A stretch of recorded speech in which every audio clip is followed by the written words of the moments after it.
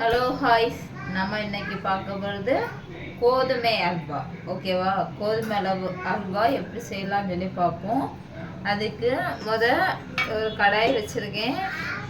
அதுக்கு கொஞ்சம் எண்ணெய் ஊற்றிடுங்க. அதுக்கு பிறகு நான் கோதுமை மாவு என்ன செஞ்சுருக்கேன், கலக்கி தான் வச்சுருக்கேன். ஓகேவா?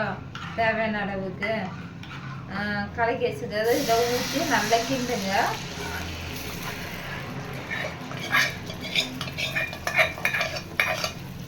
கைவிடாமல் கிண்டிகிட்டே இருங்க. கொஞ்சம் நெய் கொஞ்சம் எண்ணெய் அப்படியே ஊற்றிட்டே இருக்க வேண்டியதுதான். ஆனால் கைவிடாமல் கிண்டிகிட்டே இருங்க. ஆனால் கொஞ்சம் மீடியஸ் இதில் இருங்க. ஓகேவா?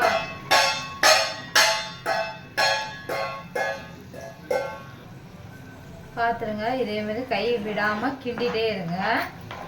அப்போ தான் என்ன செய்யும், நல்லா கரெக்டான பக்குவத்தில் வரும். இப்படி தான் வரும். ஆனால் வெந்து வரும். ஓகேவா? நம்ம தண்ணியெல்லாம் உறிஞ்சிட்டு வெந்து வரும்.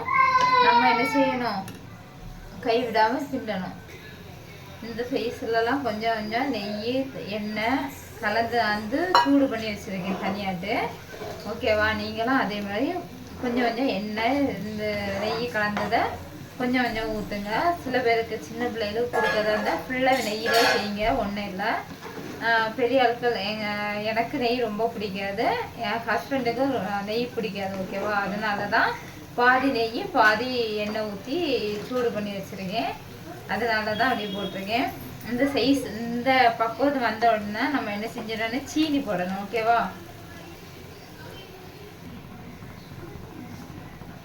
பார்த்துருங்க. சீனி தேவையான அளவு போட்டுங்க.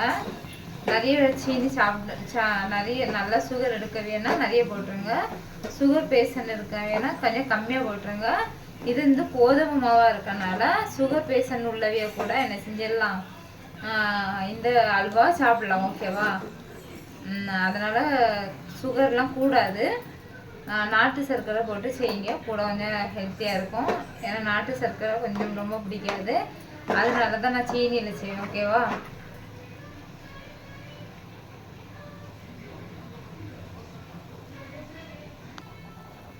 பார்த்துருங்க. இப்போ பாதி வேக்காடு வெந்துருச்சு. இனி எண்ணெய்லாம் பிரிஞ்சு வரும். ஓகேவா? ஊற்றின எண்ணெய் நெய் எல்லாம் பிரிஞ்சு வரனதுல ரெடி ஆயிரும். அந்த டைமில் அண்டி பருப்பு போடணும். ஓகேவா? பார்த்துருங்க. இது முக்கால் பக்கம் ஆயிடுச்சு. நம்ம ஊற்றின எண்ணெயெல்லாம் பிரிஞ்சு நல்லா வெந்துருச்சு. ஓகேவா? வெந்துருச்சு, நல்லா பிரிஞ்சு வருது பாருங்கள். இந்த ஸ்டேஜில் தான் நம்ம என்ன செய்யணும், அண்டி பருப்புலாம் போடணும். ஓகேவா? அண்டி பருப்புலாம் போட்டுட்டு நல்லா கிண்டி இறக்கிட வேண்டியது தான். பார்த்துருங்க. அதுதான் ரெடி ஆயிடுச்சு. அண்டிப்பருப்பு தேவையான அளவு போட்டு நல்லா கிண்டி விட்டுருங்க. ஒன்று இதிலே போட்டாலும் ஒன்றும் இல்லை, அழகாக தான் இருக்கும். இல்லைன்னு தனியாக நெய்யில் போட்டு வறுத்து எடுத்தாலும் நல்லா தான் இருக்கும். ஓகேவா? நான் இதிலே தான் போட்டிருக்கேன். உங்களுக்கு எப்படி விருப்பமோ அப்படி போட்டுருங்க. ஓகே? பார்த்துருங்க. நம்ம ஊற்றின நெய் எண்ணெய் எல்லாம் அழகாக பிரிஞ்சு நல்லா மணமாகவும் டேஸ்டியாகவும் இருக்குது பாருங்க. அருமையாட்டு அவ்வளோ டேஸ்ட்டாக அவ்வளோ அழகாக இருக்குது பாருங்க. அல்வா ரெடி. ஓகேவா? உங்களுக்கு ஃபுட் கலர் தேவைன்னா கேசரி பொடியோ இல்லைன்னா சீனி பாவோ காய்ச்சி ஊற்றிடுங்க. ஓகேவா?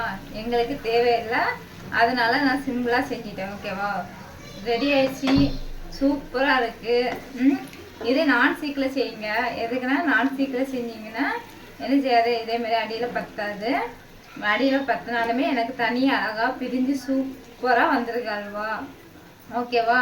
கோதுமை அல்வா எல்லாருமே சாப்பிடலாம். பார்த்துருங்க. சூப்பராக இருக்கா? தேங்க்யூ. பார்த்துங்க. சூப்பராக இருக்குது. பிடிச்சிருந்தேன்னா கமெண்ட் பண்ணுங்கள், ஷேர் பண்ணுங்கள், சப்போர்ட் பண்ணுங்கள். ஓகேவா? கோதுமை அல்வா சூப்பராக இருக்குது. ஓகே? அழகாக பிரிஞ்சு வந்துருச்சு பாருங்க. இந்த பிரிய நேரத்தில் ஆஃப் பண்ணிடுங்க. ஓகேவா? பாய் பாய்.